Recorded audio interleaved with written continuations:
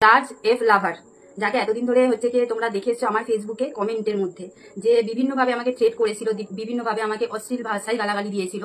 তো ফাইনালি সে আজকে অ্যারেস্ট হয়েছে। তো সেইটা শুনে ভীষণ খুশি হয়েছি আমি।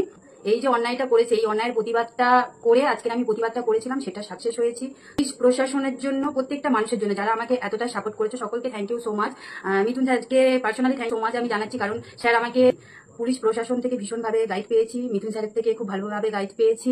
আর যেই সব দিদিরা আমাকে নিয়ে গিয়েছে, আমার জন্য এগিয়ে এসেছে মেয়ে হিসাবে, তো সেই দিদিদের অল টিমকে ধন্যবাদ জানাই সকলকে। তখনই আমরা এটা জানতে পারি, সঙ্গে সঙ্গে আমাদের যেগুলো আইনানুগ পদক্ষেপ হওয়ার কথা সেগুলো আমরা we have taken that duly.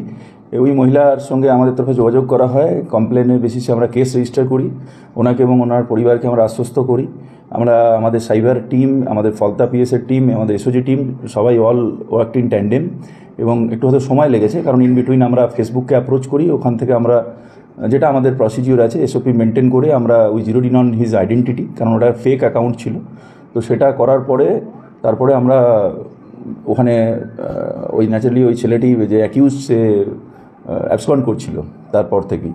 তো তারপরে আবার আমরা অন্য স্টেট থেকে, ইনফ্যাক্ট উড়িষ্যা থেকে, কটকের আশেপাশে কোনো অঞ্চল থেকে আমরা টিম পাঠিয়ে ওকে আমরা অ্যারেস্ট করতে সক্ষম হয়েছি। পরে ট্রানজিট রিমান্ডে আমরা ওকে নিয়ে এসেছি এবং আজকে আমাদের এখানে কোর্টেতে ওকে ফরওয়ার্ড করা হয়। তারপরে আমরা 5 দিনের পিসি ওকে মাননীয় কোর্ট সেটা আমাদেরকে দিয়েছেন।